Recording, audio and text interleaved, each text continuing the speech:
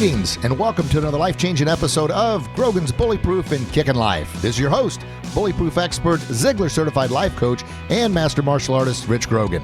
I want to tell you, bullying is real and it negatively affects millions of people every single day. And oftentimes, the meanest, nastiest bully we'll ever face is the bully within, the bully named fear. And that bully causes an endless amount of anxiety and depression. Now, I know this from personal experience, and that's why I've spent the last 30 plus years of my life empowering kids, parents, teens, and adults with hope and the confidence to believe in themselves to stand up to any bully they're facing, both real and in their mind. I'm so excited and so grateful you're joining me. Now, let's become bully-proof and live our best kick in life.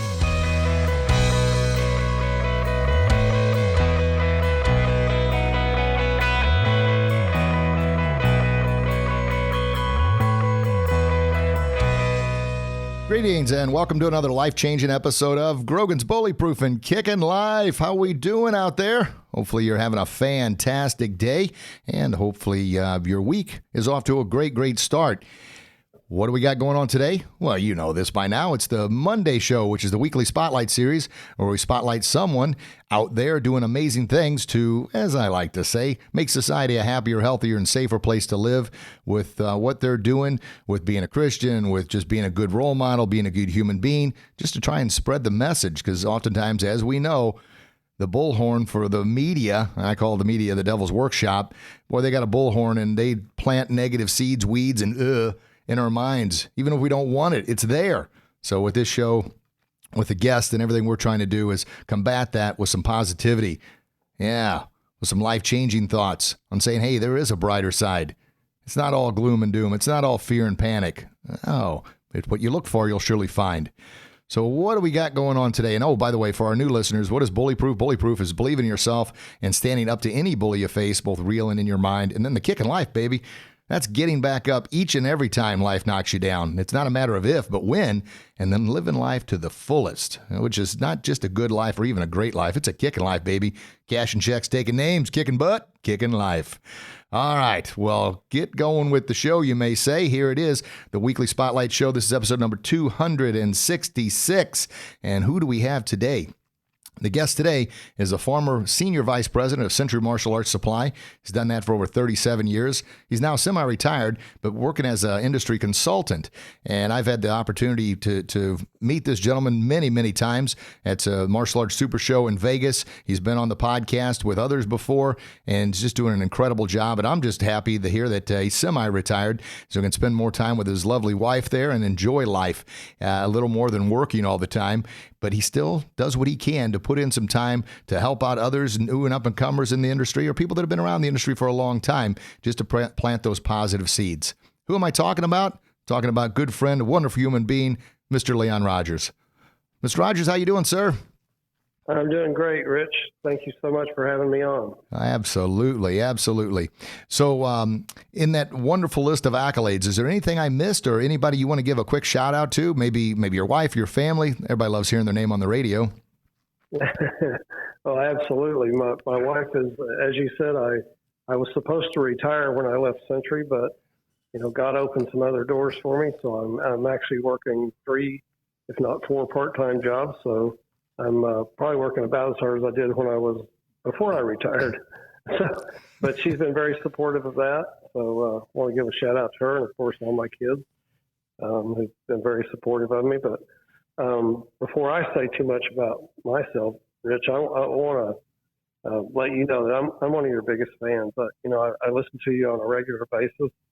And some of your favorite things to me, you talk a lot about how seeds of negativity seem to grow faster than seeds of positivity. And the fact that, and you alluded to this in your opening, unfortunately, there seems to be a lot more people willing to sow those negative seeds. So just having someone like you out there, just encouraging and inspiring people, not just from martial arts, but from all walks of life, really makes what you do pretty special. And like I said, it makes me one of your biggest fans, probably. So we appreciate you, Rich. Well, Leon, thank you so much. I'm sitting here in the studio now. I got big, major goosebumps. You always hope that has an impact on others, but to hear those words coming out of from you, who I truly respect, and you're so well respected in the, well, not just the martial arts industry, but in the community and everything you do. So, gosh darn, thank you very much, sir. You're a big inspiration for me. You're part of the reason I try to do what I can do. Well, and hearing that is a nice kick in the tail to me to remind me on those days, because I'm a human being too. You know, I used to never talk about it, but I've had my bouts of anxiety and depression and even anger management, which was something I was always ashamed. Well, I say ashamed. I'm trying to do a better job of not saying that too. It's who I am. It's who I was, the kind of my genetic makeup, but it doesn't mean it's who I have to live with. I can make an adjustment slowly but surely of digging up those negative weeds. And I want that to be kind of an inspirational message for others too, who are dealing with, anxiety, depression, anger management, or maybe some kind of addiction. Yes, it's tough. It's not easy. Life is never easy. And as Rocky says, it's not all sunshine and rainbows. But we've got to do what we can to combine our efforts together and just let others know, hey, we're human too. We mess up, or I mess up just like anybody else. But gosh darn it, each and every day. And wear my cross on the outside of my shirt here. Got a cross tattooed on my chest just as a way of saying I'm doing everything I can to put God first. And with God in my corner, boy, I know I can fight any of those battles, which it's kind of funny that my grandma, when I was growing up, would always say, Richie, are you putting God first? And I mean, like literally every single day. And sometimes when I got tired of hearing it, I would lie and say, yes, Grandma, whatever, I'm putting God first. But that's all it was back then, was a lie. But I know right now what she was doing, because what I try and do as well, is plant those seeds early and often. And at some point in time, those things will grow. But we got to make sure we till those weeds as well. Amen, sir. And I'm right there with you. You know, like you said, like everybody, I have my days of, getting down on myself and down on the state of the industry and down on the state of the world. But, much like you, I've found that when I get back to what it's really all about, and my faith and my belief in God, that, He gives us the tools to dig out of those things. Absolutely, and I couldn't think of a better corner man. I enjoyed fighting growing up, because it was my way of trying to prove to the world that I was somebody. I was for being told, you're Richie, you're not big enough, you're not tall enough, you're not strong enough, you're not good enough, you're not smart enough. And all those things planted weeds in my mental garden. And I believed a lot of those, so I thought the only thing I had in my control, which is basically the only thing we all have in our control, is our attitude and effort regarding what we're going to do about it. And I always talk about the martial arts triangle, the mental, spiritual, and physical. Well, the physical was always there, always excelled at that, and the spiritual was kind of misguided. It was all about trying to prove everybody wrong, and as opposed to what I believe now is trying to help others. And unfortunately, that third leg, if you will, the triangle, the mental, was non-existent. I never poured anything into that, so I was missing a lot of it. And being a part of the Ziegler family now, with the speaker, trainer, coach, and I got to spend a whole solid week with the Ziegler family a couple weeks ago in Texas, which was fantastic. They really helped me realize that the mental is the most important, because regardless what you're doing with the spiritual, if you don't have the mental right, nothing else is going to matter. So I always like putting the mental first to make sure we're pruning that garden of those weeds so we can plant those right seeds, and then spiritually direct that in the right path. And then physically, just continue to put forth that attitude and effort to do your best. Yeah, it's interesting you say that, because as I was kind of thinking through maybe, where our conversation might lead us and what we might talk about. One of the things about martial arts that I've learned so much over the years, in the beginning when I started my work with Century, I was an engineer and a product designer, and my expertise was engineering and manufacturing. And my only knowledge of the martial arts was, fighting. It was about fighting and self-defense.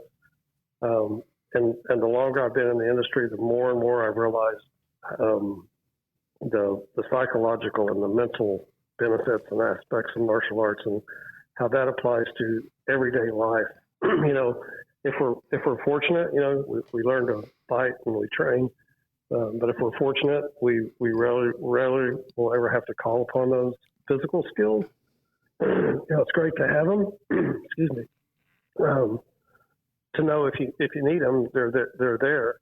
But I'm intrigued by the mental aspects of martial arts, and how you can apply that to your everyday life and every aspect of your life. That's just very interesting and rewarding to look at those sides of the martial arts for me. Absolutely. And yeah, I think, well, the MMA, as popular as it is right now, or has been for some time, oftentimes people confuse just the physical aspects of it. And I've been on both sides of the fence with the MMA, and meaning when it first came out, it was a little on the too barbaric, but yet the younger testosterone side was all about yeah. And then now I look at it and I just, of course, it's a sport, and the better you are, the quicker you get that payday and so forth. But the unfortunate side is kind of with our classes at the academy, it's right around 6 years, 6.5, depending on the age and the maturity level to test for a first degree black belt. And that's all because I want to make sure those, not just the physical is in the right place, but the mental and the spiritual is as well. And for those that are listening, I'm a Christian, and I believe that's really what's helped me get my life in order. But if you don't believe in God, that's fine. When I talk about the spiritual, I'm talking about your output, what you put out and what you're putting it out there for. Is it just about glorifying yourself, or is it about helping others? And oftentimes I think when kids and teens and adults get rushed through just to learn how to beat somebody up, it's taken away from helping them be that whole person. So that's where I've kind of evolved. And yeah, I played hockey at a pretty competitive level, so I would fight quite a bit on the ice for the integrity of the game. But still, if I look back now, it was a lot of just trying to prove everybody that ever doubted me wrong. And there's nothing wrong with using that as kind of, I call it Bobby Boucher tackling fuel.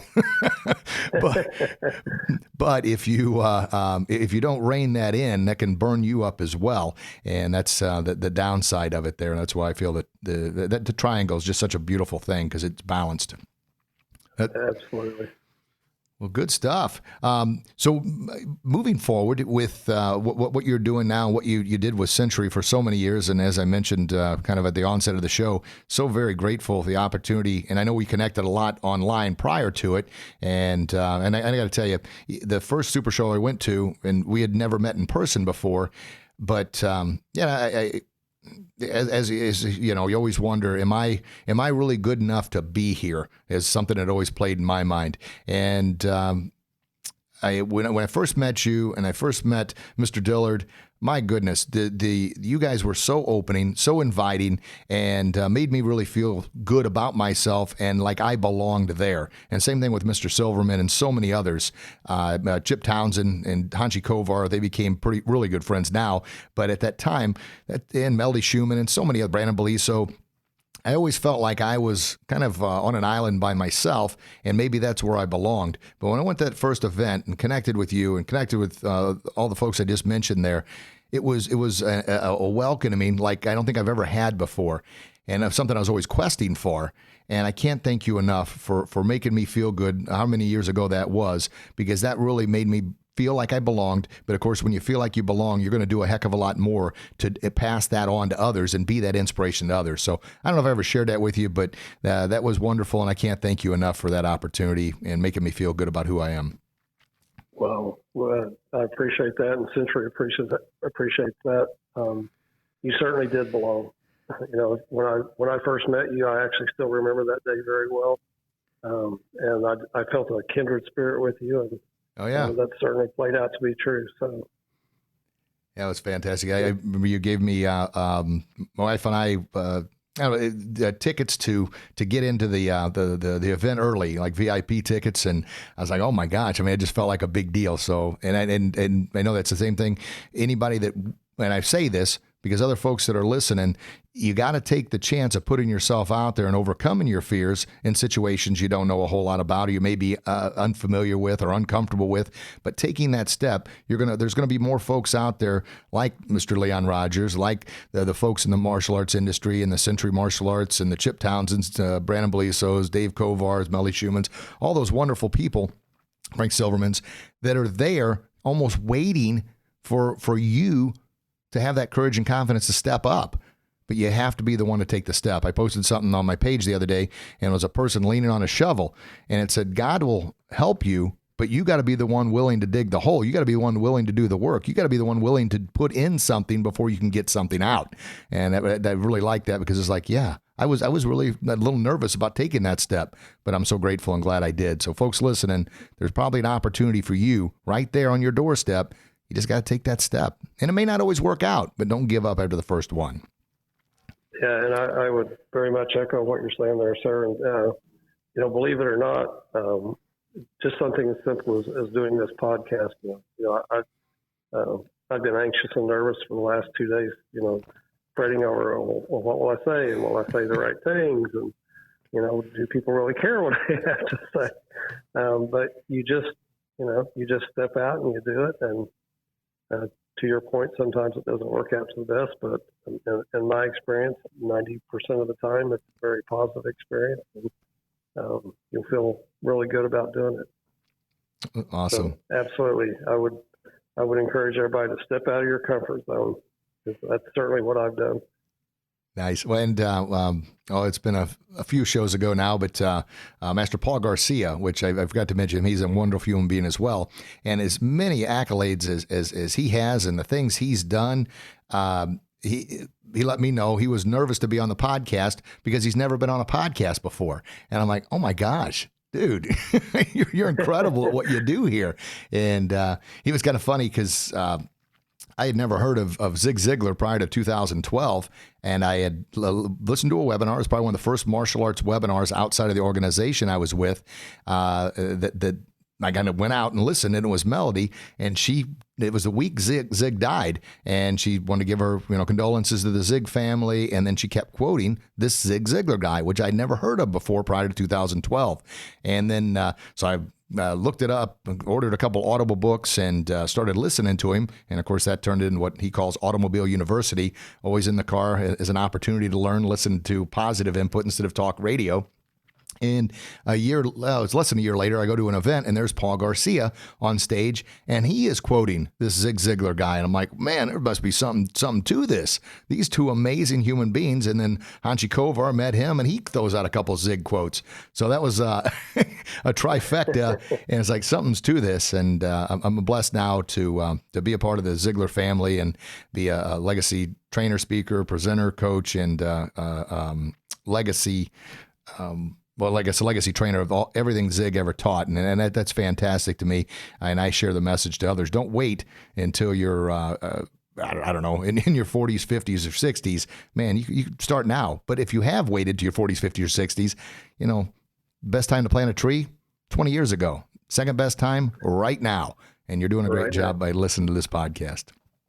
Absolutely. Well, and I'll share a little story with you along those same lines. You alluded to the fact that, I was at Century for 37, almost 38 years, and 35 of those years, 34, maybe 35 of those years, I was what I would say kind of a behind the scenes guy. I was a product engineer and a manufacturing guy. So I kind of worked behind the scenes developing products and making products for schools. And as I got close to what I knew I wanted to be the end of my career, not knowing that I was going to have an encore career, truly thinking I was fully retired. But I went to Mr. Diller, the owner of the company, who's just a great guy and just passionate about martial arts and schools. And I had seen that in him, and I just went to him and I said, Mr. Diller, I said, I've always been kind of on the back side of the industry. I said, I would like to get out and, work with schools and learn what goes on in martial arts schools and, just connect with those guys. And he was gracious enough to kind of let me step out of my traditional role in operations. And literally for 3 years, I spent much of that time traveling across the country and visiting schools. I was actually trying to keep count at one time, and I lost count at some point, but I would guess I probably visited over 200 schools. Oh my gosh. But my point of all that is that was me stepping out of my comfort zone of being a behind the scenes operation guy. And you cannot imagine how nervous I was. Really, literally for the entire 3 years, no matter how many schools I went to, the vast majority of the time, it was just an awesome visit. But it didn't matter. The next school I went to, I was still nervous about meeting that school owner. And I think part of that came from to the point you made about people putting negativity out there. When I kind of embarked on that path, I had my share of naysayers. And I don't know if you know this or how many people might know this about me, but I've only sporadically trained in martial arts. I don't have a black belt. Running was kind of always my passion and my physical activity, and so unfortunately, I kind of stuck with that and only dabbled in training in martial arts. And my naysayers were saying, "Well, school owners aren't going to accept you. They're not going to want to talk to you. They don't care who you are. You have to be a 6th-degree black belt before they'll respect you."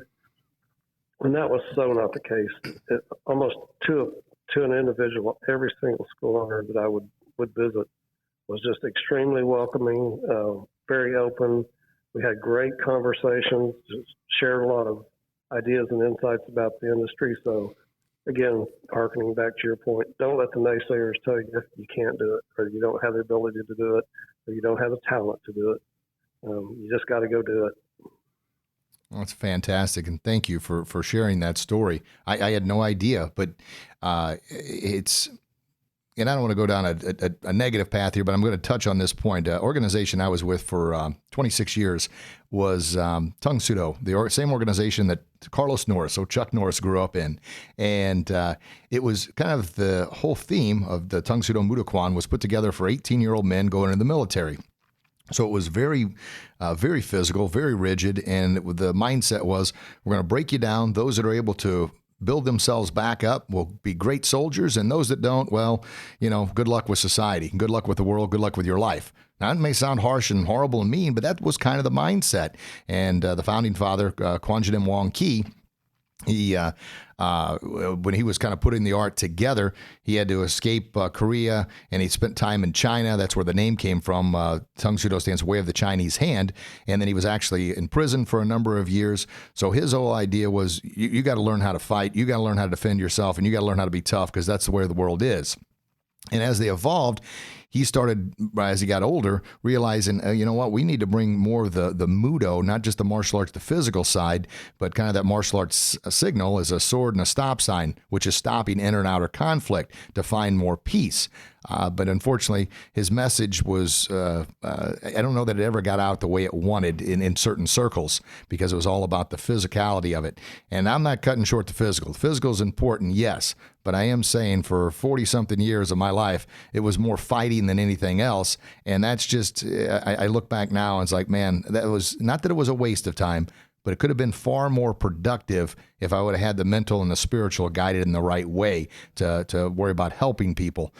And that's why I do the show. That's why the video blogs and everything we're trying to do with our Bullyproof Character Development Life Skills program is directed at that. And our style is extremely physical. I left that organization in 2014 and kind of crafted everything I'd done up to that point, and all the new wonderful people that I've mentioned before that I've met, and blended it all in, almost like a Bruce Lee philosophy.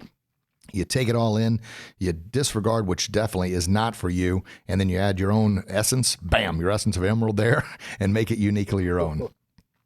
And absolutely, and I'm exactly on the same page with you. I never mean to discount the physical aspects.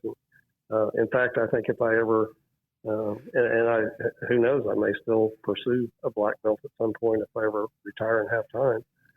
But I don't cut short the physical aspects of martial arts whatsoever. And in fact, it's probably an aspect of the martial arts I would enjoy the most. I think I would enjoy competition and fighting and things like that. But again, just for me, my focus has just been more on the mental and psychological benefits of martial arts. And my gosh, over the last year, with the pandemic and everything, how valuable was that? Right. Yeah. And then kind of this back to Quan Jin before he passed away in 2002, his whole focus on those last couple of years of his life, and he wanted to pass that on to his son who took over, was on the martial arts as far as a living art for the future, for future generations, as opposed to kind of the old school, you throw your punch and you stomp your foot as loud as you can to rattle the wooden floors, and everything was all physical. He started to evolve a little bit there, but anyway, yeah, 100%. The physical is definitely important, and I'm just a big believer in kind of rounding that stuff out. And even buddy Chip Townsend, who's just absolutely incredible. He's training actively in jiu-jitsu now. So he got his purple belt recently. And talk about being humble. You know, he's a 7th degree black belt in Taekwondo and world breaking champion, I think, 14 or 15 times. He holds 5 world records, but yet he's humble enough to, I mean, one of the greatest guys to talk to as well, to talk to anybody. But then the fact that he's humble enough to put on a white belt to train in jiu-jitsu, that's amazing. And that's a testament toward, well, him, his humility, his character, but what the martial arts can offer anybody at any age and any rank or any stage of your life. Yeah, absolutely. I'm a friend of Chip's as well, and to kind of expand on what you were saying there about him, you know, Chip is one of the he's a beast of a fighter. Yes, he is. I've seen him train with, you know, he'll put on an elevation mask. For people that don't know, that's a mask that kind of restricts your breathing, like you're at a higher altitude. Yep. And he'll hook up the strongest resistance straps you can imagine to his chest and his legs and his arms. And for hours, we'll sit there and kick and punch on bags. And I'm just, my jaw just drops open when I watch him. It's like, he's not human. I mean, he's just a beast. And to your point, he's very well known, very well respected. But to your point about him being a humble gentleman, he was actually at Century one day, and I got up the courage to ask him if he would spend an hour just training with me, which he did. He took an hour out of his very busy day, put on his uniform, and went to the gym with me and worked out with me for an hour. So, yeah, very, very humble gentleman. Yeah, and it's at a ProMac event, my kids all got a chance to meet him, and then I got an opportunity to break a baseball bat with him, and then my oldest son, Austin, it was pretty cool. We both got to do a baseball bat break together. He did one, and I did one, and my daughter and youngest son were there, and yeah, Chip spent all kinds of time just working with him on the round kick and side kick, and it was a memorable experience that they'll never forget, and of course, he's been on the podcast several times, and we've done I don't know how many different video blogs together, and just what a wonderful human being. But yeah, also the beast side of him. And I say this with the utmost humility, but I've always, I don't say I've never been afraid of anybody, but I always thought, well, you know what? You got to have as Rocky would say, the eye of the tiger to stand toe to toe with me, and we're going to dance and see what happens. But Chip is a guy, oh my gosh, total beast mode. Anytime we would work out together, there was an element of fear. Not that he was going to hurt me or do anything else, but it's like, man, oh man, I thought I was insane, but this guy, holy cow. Because like you said, he puts on the altitude mask and then the resistance bands and goes nutso. So, yeah. Love you, brother Chip, if you're listening. Yeah, same here. And the other thing I've always admired about Chip and tried to follow his lead on is the thing I love about him is he's not shy about talking about his faith in God and his belief in God, and I've always respected that as well. And it's great you brought up that point because actually, I don't know when it was. I say the other day, that could have been 4 or 5 years ago or last week, but it wasn't last week, but it was some time ago. I had mentioned to him that he was one of the first ones to help me feel okay about talking about being a Christian and, putting posts on about, I try and do that every day, some Bible quote in my page, Rich Grogan or Grogan's Bullyproof and Kicking Life. You can follow us on Instagram or on Facebook. A Bible quote. And he was one of the first ones that kind of give me the, if you will, permission to know it was okay because, of course, what's the things you never talk about in a martial arts studio? Religion and politics, right? for whatever reason. And, the political side, we can let that go. But the religious side, it was, and once again, I'm not cramming it down anybody's throat. But I'm not going to hide it either, because what is it? If Bible talks about if you're ashamed of me, then I'm going to be ashamed of you in front of you. Or if you deny me, I'm going to deny you in front of my Father. So that's, and people say, well, I don't know. I'm a little offended by that cross you wear. Well, I'm sorry. I don't mean to offend anybody, but I'd rather offend you than offend God. So there we go. Amen. And very much true what you said about Mr. Townsend is, and that's, again, kind of where I try to learn from him. He doesn't push it down your throat, but he's not afraid to, to profess his faith, and I respect that a great deal. And not only him, but in you as well, sir. Well, thank you. Well, and I guess where I've kind of got derailed there, I had did a little Facebook Live video with him, and this, like I said, the other day, whenever that was, and he, what was it? Oh, kind of lost my train of thought there. He, my wife, before she ever met him, she had saw some of the things, and she had said, "Hey, that guy you like, that Chip Townsend, that world karate breaking guy, he talks about God. He talks about Jesus. He talks about being a Christian. That's who you need to follow. Don't worry about some of these other people who tell you it's wrong." So I did a little Facebook Live with him, and I brought that up. And I said, "Jib, it's because of you, man, that I talk about this openly now. And I'm not afraid to talk about it on my podcast, video blogs, and out in public." And I said, "Wear my cross on the outside of my shirt." And he got all goosey bumpy, and I thought I was going to bring him to tears. And that just goes to, once again, to show what a humble human being he is. So. Sorry. All right. Well, a major shout out to Chip Townsend there. We'll look him up, folks. I've talked about him before, but now he's monopolized the show here without even knowing it. Well, I'm going to call him and tell him next time he's on, he better talk about me. Well, when he's on again, and say, "Look, when Mr. Leon Rogers is on, you were the whole show. Holy cow. You got more airtime than his shout outs to his wife and kids. What's that all about?" Oops, that was a mistake, wasn't it? Oh, man. Good stuff. But anyway, moving on, folks. Obviously, those that listen to the show all the time, you know how I go down different rabbit hole. Squirrel, I'm over here now, but I want to be as genuine and as open and transparent as possible about anything we talk about. But it's obviously everything is about empowering you to step out from the crowd, to step out of that proverbial round hole and be who you're born to be. You've got a gift that no one else possesses. God gave you a special talent, a special gift, a special tool, a special wisdom, insight, vision that no one else has. And it's tough. It's not always easy identifying what that is. But by having guests like Mr. Leon Rogers on, talking about wonderful people like Chip Townsend and so many others, we all have our flaws. But we've all done what we can to take that step. But I think most importantly, and this is the point I want everybody to remember, you are who you surround yourself with. You surround yourself, I call engines and anchors. You surround yourself with engines, they're going to drive, they're going to push, they're going to propel you forward into seeing things in a different light that maybe you've never seen before, pushing you to step out of that proverbial round hole. And of course, if you surround yourself with anchors, anchors are the ones that are pulling you back. Anchors are the ones that are planting seeds of self-doubt, negativity, fear, and doom and gloom about what could go wrong. It's your choice. But I promise you this, as Jim Rohn says, the 4 or 5 people you surround yourself with, you will become a percentage of those 4 or 5 people. So make sure that those 4 or 5 people that you surround yourself, you listen to, what seeds you plant in your mental garden, is helping propel you, making sure it's the engines. And a little presentation I gave to a group of teenagers about a month ago was the ending thing was, you show me your 4 friends and I'll show you your future. Bang. That's a right hook of reality. Amen. Amen. If I can take this opportunity, absolutely. If I'm running out of time, stop me at any point. No. But I would like to give a shout out, to a couple of gentlemen that I have privileged to work with in my semi-retirement, or as I call it, my encore career. I was blessed to meet. God opened a couple of doors for me, and I was blessed to meet 2 gentlemen that I just truly enjoy working with.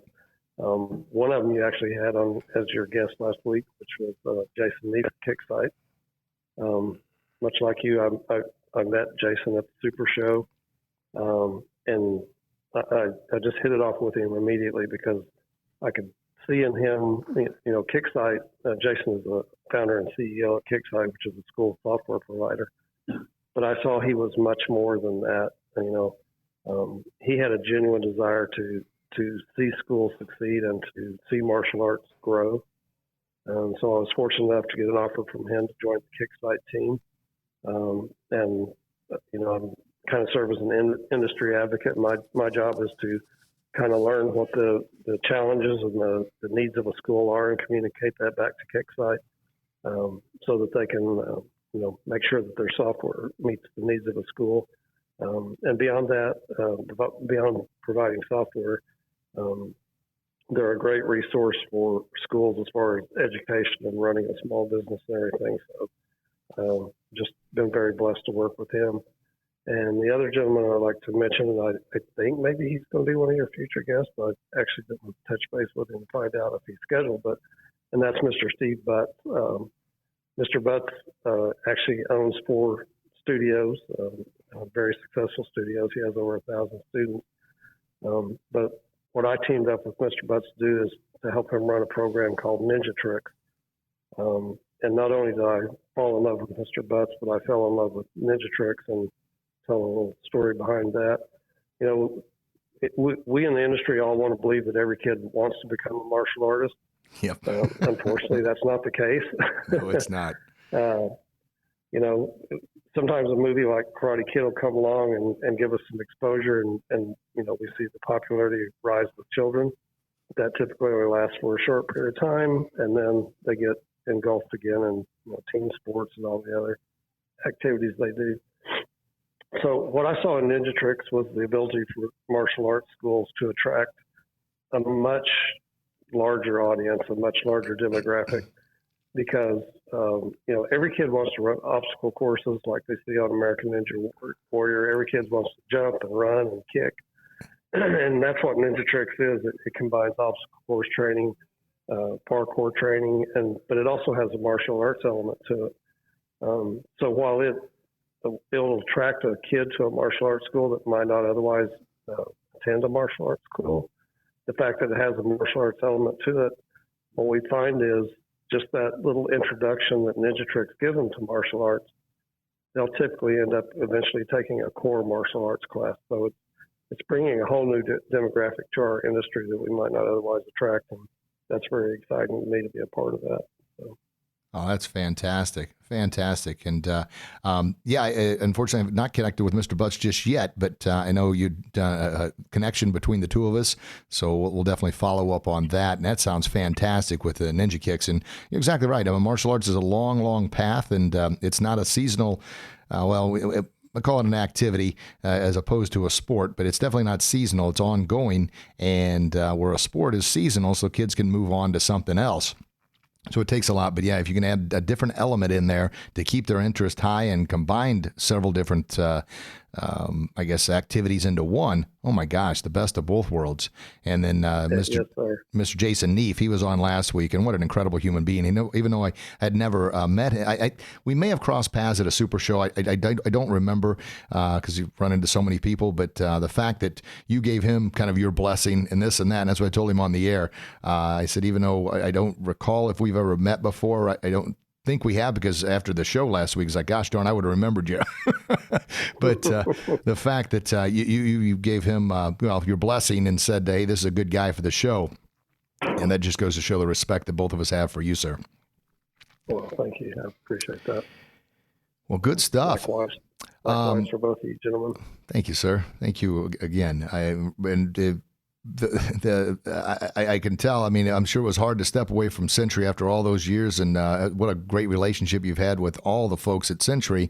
And I think you're going to get a little retirement time, but then God opened a new door for you to step right through and do what you, love to do, which is connect with people and connect others, like connected me with Mr. Jason Neef and so many others. It's got to be wonderful. It's just been amazing, and I guess the last thing I would like to say out there and give a shout out to is the school owners that I've just become passionate about doing whatever I can to be their biggest fans and their biggest cheerleaders and support them in whatever way I can. We everybody's heard of the Chuck Norrises and the Bruce Lees and the Bill Wallace and Ernie Reyes and Benny the Jet. We all know those names. But as I got to travel the country and visit schools, and I have a soft spot in my heart, particularly for the small school owner, I quickly realized they're truly the backbone of our industry. They're the unsung heroes of the industry. They're the ones out there, changing lives every day with their blood, sweat, and tears. And I just can't say enough how much I respect school owners in general, but small school owners in particular. Well, and with that being said, we've got school owners that listen. We've got, I'm just blessed beyond words that our audience is such a wide range, and a good majority of it is actually is moms and females. So I'm really happy about that as well. So with all that being said, you know this, if new listeners, the first time you listened, everything we talk about, regardless if you're in martial arts, regardless if you're in the fitness industry, regardless if we had a finance major on recently and a mortgage guy, we're all doing different things, but the central message is always the same, empowering you to believe in you, to step out from the crowd, to be who you were born to be, to say, you know what, I've always felt this tug at my heart to do this. Well, that's what I want to do with this show, is to empower you to do that. And the same thing with your kids.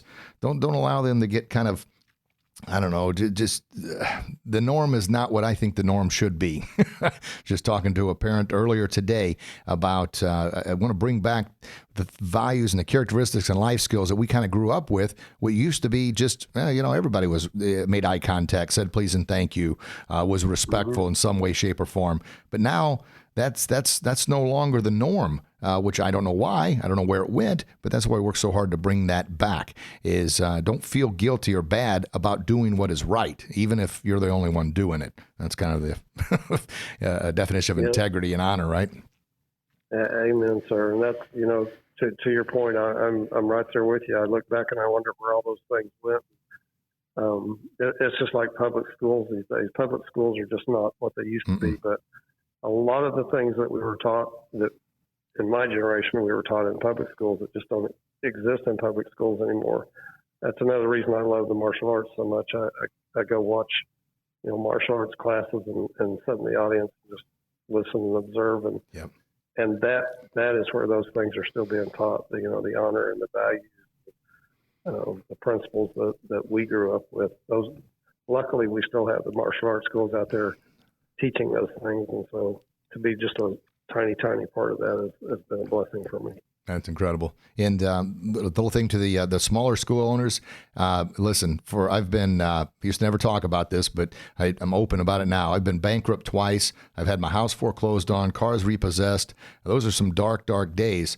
But I kept up the perseverance, the battle through. That's our black belt principles. Number 1's humility, and number 8 is perseverance. I had those as the bookends because I knew I needed to be more humble and willing to learn. But I also knew that the perseverance, the foundational piece, had to be there to remind me every time I hit the deck to get back up, regardless if it was physically or mentally or spiritually, emotionally. It was getting back up each and every time. And the biggest and best transition point in my life was getting a business coach, surrounding myself with people like Hanshi Kovar, going to the Martial Arts Super Show. You don't know what you don't know. And for 20-something years, I had a money-losing hobby. And when I say money losing, I was teaching during the day as a PE teacher and then coaching, teaching aerobics, personal training, doing everything I could to fund this money losing hobby. My wife was my sugar mama. She was a nurse, and everything that came in from her, everything that would help pay the personal bills. And then everything that I made was going to this bottomless pit of a martial arts studio. And I always was brought up on a farm that you could always outwork your problems. And there's nothing wrong with that. I mean, I think the work ethic could be really, really improved in our country today, where people need to outwork their problems. But at the same time, it was all work and no brains. There were zero. Like I mentioned, the mental part was completely non-existent. But it's when I started getting that mental right and being humble enough in myself to realize, man, I don't know this. I don't know how to do this. And that's tough for a guy. It's tough for a fighter. It's tough for a martial artist. But that helped complete that triangle, and started surrounding myself with the right people, started treating the business like a business, read a book called The Entrepreneurial Myth by Michael Gerber. That helped put things in perspective, and that's what really helped catapult the growth in the academy. And then we started putting together lesson plans and, definitely always had lesson plans, operating procedures, system structures, and processes. And now, I know we may go a little bit long if you've got a couple extra minutes, sir. Are you good? Yeah, absolutely. Because I'm the first time I've announced this on the air here. It's official now at the Academy, so this may be a bomb. And those listening, hang on here. Our business has now become turnkey, which last year was not easy, but it really helped bring a few things to light that were kind of always there. And what I'm doing, I'm actually stepping away from my martial arts business. I'm getting all goosebumpy here just talking about it. But my wife and I, since I was 19 years old, when my NHL career that never happened ended, so he's going to be a pro hockey player. It was martial arts since I was 10 years old, but then I loved martial arts, but hockey, baseball, and football, I loved them all, but hockey was number one. But anyway, 19 years old, I realized I wasn't going to be a pro hockey player, so I dove back in after watching Bloodsport head first into martial arts, and since 19, I said I'm going to have a martial arts academy, and I've had my ups and downs, as I mentioned, and but now we got our business, we own our building and lot, 5,400 square foot building, and we're busier than we've ever been, but I'm stepping away, and I'm stepping away because my head instructor, who's been with me for he's one of my first students, first black belts, and head of our TNT, our teacher in training and leadership programs and everything else. He's going to manage the academy, and my wife and family, we're moving to Florida. Well, good for you. Congratulations. Yeah, and I was perplexed. Should I let you know that beforehand or just tell you on the air? So I thought I'd just tell you on the air. If I can ask, what part of Florida is the Bradenton area. It's about 45 minutes south of Tampa and 45 minutes north of Sarasota. Are you in Florida now? I am. I'm in the Florida Panhandle. I'm actually just right near Pensacola, Florida. I'm on the Florida-Alabama border. Okay. Well, it's probably 5 or 6 hours, but we can definitely make a connection somewhere along the line there. Absolutely. And so the biggest reason for that is I want to take, and you'd mentioned the school district, so I'm gonna let this fly here. I want to take our character development, life skills, leadership, and bully-proof program, which is pretty much everything minus the actual physical in a martial arts class. The physical, I've got that on video. And I want to take that and work toward implementing that in the school districts. And I think working with Governor DeSantis, I think, unfortunately, here in Illinois, I don't think it's going to happen. And that's kind of a big reason for the move. But I think with Governor DeSantis, I've got an opportunity to do that. And I was in Texas a few weeks ago talking to the Ziegler family about they had, back in the 80s, Zig had a I Can course in the Texas school systems. And that kind of went by the wayside, but it was all about let's try and unify our strengths here and see. I'll work on Florida, you'll work on Texas, and combine our programs and see if we can make it happen. Now, it's a lofty goal. There's a lot of things to work out, but I've already got it packaged and put together, and I've got a book coming out called Bully Proof. It's me as a 12-year-old meeting me as Master Grogan 40 years later. We go on a journey together, and from that, I'm in the process of writing little kind of help guide books for different age groups and a workbook to go along with it. And it has all our character development, life skills, leadership. So I'm going to package that. But the big thing, kind of the end-all goal, I'd love to get in the school districts, just helping these kids be who they're born to be, but be able to stand on their own 2 feet and then be able to stand up for themselves and others who may not have the confidence to stand up for themselves. Well, that's amazing. And I know you're going to be very successful at what you do. So it's sad to hear that you're walking away from your school, and I'm sure a lot of people, will be disheartened to hear that news. But given the path that you're getting ready to go down, I can't imagine anyone that might be more successful at doing that than you will. So you have my full support. Thank you, sir.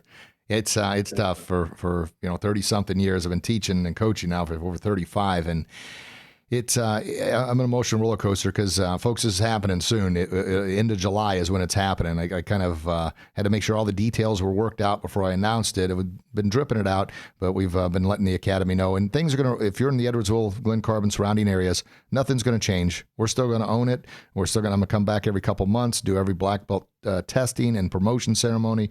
But I also want to give props to our head instructor who's now going to be managing the academy. He's 26 years old. He's got his degree in education. He's an incredible technician, and he's been with me 16 years, so he understands the ins and outs of what Grogan's Martial Arts is all about, and that's our core values of honor, integrity, discipline, and respect, surrounded by our other black belt principles, which are humility, courtesy, bravery, and perseverance. So he's got all that. He's bought in. I can tell all those people that might be worried about that. I know you well enough to know that you've got the right people and the right systems and the right processes in place to ensure that the school is still very successful. So fact you won't be there, might be a little scary for some, but again, I know you well enough to know that you have everything in place to make sure that school continues to be successful. Yeah, it's almost the biggest holdup has just been me kind of clogging the pipe, so to speak.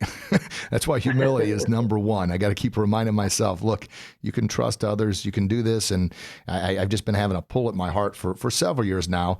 God's been saying, hey, we won Business of the Year a couple years ago, and not that I couldn't do more in the Edwardsville community. My goodness, for over 25 years, I've done anytime I've ever asked to do a speech, a presentation, a demo, a clinic, or a women's self-protection workshop. We've done it. Heck, we did one at a farm not too long ago. We had 5 people there. Wow. It was supposed to be this big farm event, and there were 5 people, and we had our demo team and everything else. But it was fun. We talk and laugh about it now. As far as we were talking about getting the horses out, doing some self-defense with them. But that's definitely one of those humbling experiences. Yeah. But anyway, well, good stuff. But yeah, I wanted to, I was kind of perplexed. I let Mr. Rogers, let Leon, beforehand. I thought, well, we'd just try and work it into the podcast to let you know, because it'd be a good way to tell the fans as well what's going on, because I hadn't officially released that. It's in the community. They know now, and our students know, but I don't want to scare anybody either, but I also want to get the word out. Sure. Well, I wish you the best of luck, and I have no doubt you're going to be very successful in your new endeavor. Good. Well, and just trying to, I want to, everything we're trying to do here is avoid some of the pitfalls and mistakes I've made. Hopefully I can shave some time for other people so they don't have to endure, any additional anxiety or depression or stress. I mean, there's enough out there in the world. That's why I tell Nathan, who's going to be managing the academy. I tell our leaders, our development team, hey, look, I want to try and save you the goof ups I've done or the misunderstandings. You're going to have your own. Don't repeat the ones that I've done. It's pretty much the same message my parents tried to give to me when I wouldn't listen when I was a teenager and 20-year-old. Well, keep doing what you do in whatever form that may take, sir, because you're an inspiration to a lot of people. Thank you very much. I appreciate that. I really, really do. And same, my goodness, like I mentioned, that first connection we had, we never met before, but you made me feel good about myself. And, one of my favorite quotes is by Maya Angelou, and it said, people forget what you said, people forget what you did, but people will never, ever, ever forget how you made them feel. That's great. I like that. Well, goodness gracious. So you said at the beginning of the show you were a little nervous about coming on, and how'd it go? Did it go all right? You feel okay?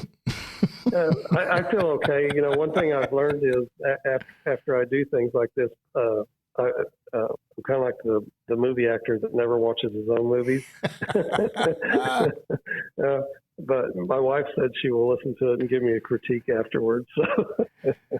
Well, just know you're going to be harder on yourself than anybody else. It was, I thought it was great, and I really appreciate your time being on here, and that's why I kind of flow with it. The audience that listens all the time knows that unless it's some major blunder, like if we get disconnected or whatever, I don't edit the shows. The producers, they love, I don't say they fight over getting to produce my show, because that sounds terrible and arrogant, but I know some other people in the recording studio, they're every single cough or every single this or that, they're cutting and editing. I'm just rolling with it. I tried to do that first 100 shows. Now we're up to 266, and one of my coaches had told me, look, man, just be transparent. Nobody expects you to be perfect, and it's kind of off-putting when you try and act perfect. I'm like, oh yeah, that takes the pressure off. That is so true, because again, that's one thing I found as I visited martial arts studios across the country is, people just want you to be genuine. Yep. They spot fake a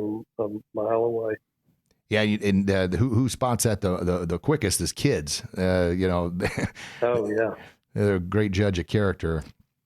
Amen. Well, good Kids stuff. And dogs. Kids and dogs, yes. Dogs can tell. Dogs can tell. Oh my gosh, good stuff. So before we get you going here, I guess kind of you've already touched on it, but maybe just a kind of a 2-part question to kind of leave the audience with something to remember you by and something to chew on. But what brings you the greatest joy, And I think you already touched on it, what you're doing now. But what would you kind of say to someone else who's still trying to find that greatest joy within themselves? And it doesn't have to be perfect, just whatever kind of feels good to you. What brings you the greatest joy, and what could you mention to somebody else who's still trying to find that joy? Well, this is probably going to sound cliche, but it's very true. For many years, I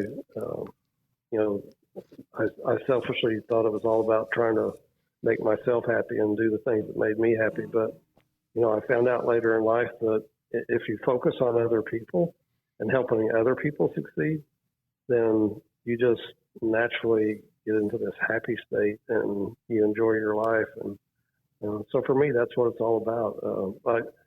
There's no greater joy for me than to see somebody else succeed. And even if I just played a tiny part in that, or maybe I didn't play any part, maybe I was just, an observer on the sideline, but just seeing other people be successful brings me success, as I define success.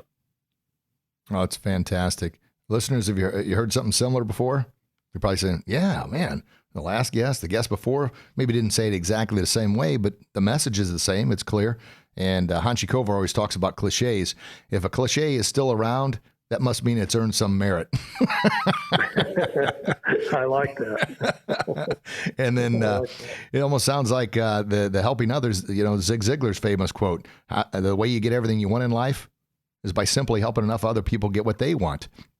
And yes, sir. And we've all mentioned that. My goal is the path I've been on lately with the correctly guided spiritual path, if you will. And what I mean by that is, once again, my spiritual was all about proving everybody wrong. Kind of a, forgive me, but a big screw you to the world. Anybody that doubted me, well, I'm going to show you. I'm going to show you. I'm going to show you. Well, here in the last 3 to 5 years, I've realized, my gosh, I've spent a lot of time trying to prove people wrong. And yeah, that's helped propel the success to a certain level. But what I consider exactly what you said, success is not only feeling good about what I'm doing, but if I can plant a tree that I'll never enjoy the shade of, but knowing somebody else will, oh my gosh, that just gives me the greatest joy I could ever imagine. That's exactly right. I couldn't say it any better than the way you just said it. Well, good stuff. Good stuff. Well, the last thing I always like to have guests do before we close is go through and do our kind of bully-proof affirmations, if you will. And unless you have any other golden nuggets you'd like to drop on the audience before we go. No. Let's do it. All right. So if you would just repeat after me, if you would, please. It's the Bully-Proof and Kickin' Life affirmation, and it goes like this. I believe in myself. I believe in myself. I am a one and only. I am a one and only. Original gift from God. Original gift from God. I am awesome. I am awesome. I am bully-proof. I'm bully-proof. And I'm living my best kick in life. And I'm living my best kick in life. All right. What do you think, listeners? I got goosebumps on this end. That's good stuff, yeah? Good stuff. Well, it's been a pleasure spending this time with you, and let's do it again. I could talk to you all afternoon. Oh, that would be fantastic. And listeners, just know that every Monday we have the weekly Spotlight series. So we have wonderful guests like Mr. Leon Rogers. Wednesday is the Wednesday Wisdom Show, and the majority of the time that's kind of parenting wisdom, just to kind of help you as parents. And I always encourage you to listen to this show when you're in the car with your kids, because it's all about things that are going to help propel them to plant seeds in their little mental gardens early and often to help them be their very, very best, become bully-proof, and live their best kick in life. And then the Friday show is the Feel Good Friday Weekend Challenge. It's a short one, 7 to 10 minutes. I just give you a quick right hook of reality and a little left uppercut of truth, and something to empower you to take a chance to step out and do something maybe you haven't done before, or maybe it's been a long time, to help empower you to be your very, very best. And that's what we got going on. Well, Mr. Rogers, Leon, thank you so, so very much. I really, really appreciate it. Yeah, thank you, sir. It's been an honor to be on your program. It's been an honor to know you over the last few years, and I look forward to getting to know you better when you get down here to Florida. Oh, awesome. Yeah, absolutely. Absolutely. And Mr. Rogers, if you could, when the show comes out on Monday, just air or share it with your friends and folks listening. I'll have Mr. Leon Rogers' contact information. And he also mentioned Kick Site with Mr. Jason Neef. We had that last week on the show, but we'll have that contact information as well. And of course, on social media, Instagram, Facebook, you can find us at Grogan's Bully Proof and Kickin' Life. And me personally, if I got, the friend thing, you're definitely send me a friend request. If you'd like, I am a little more selective now. I'll just be upfront, meaning if you've got any kind of negativity on your page, I'll do a little stalking if you send me a friend request and see what kind of person you are. So, in other words, if you want to be friends, you better be good. No, I'm not saying that at all. I'm just saying that is advice to you when you accept friends. I didn't used to do that, and you are who you surround yourself with. So the advice on that, make sure you're surrounding yourself with the right group of friends, and then that carries over to your kids too. Snoop on your kids' profiles and see who they're surrounding themselves with, because that's a direct impact on who they're going to be. Absolutely. Totally agree with you. All right. Well, Mr. Rogers, thank you so very much. You have a blessed day. And wow, I can't wait to connect with you again real soon, sir. Same here. Appreciate it. Thank you, sir. All right, folks. Thank you. As always, I love you. God loves you. Please share that love with the world. And until we talk again, you get out there and do your best. And I promise you'll be your very best. You'll become bully-proof, and you'll live your best kick in life. God bless you. God bless your loved ones. I can't wait to chat with you again real soon. Have a blessed day, everybody. Bye-bye. Thank you very much for listening to another life-changing episode of Grogan's Bully Proof and Kickin' Life. This is your Bully Proof expert, Master Rich Grogan, reminding you to please share this podcast with your kids, family members, or anyone else who could benefit from this empowering message. And I kindly ask that please remember that 5-star review, if we've earned it, to let others know that you're a part of the Grogan's Bully Proof and Kickin' Life tribe. And until we talk again, remember, you do have the power to overcome your fears and battle through your challenges to stand up to any bully you're facing, both real and in your mind. So get out there and do what you do best, and I promise you'll be your very best, you'll become bully-proof, and you'll live your best kick in life.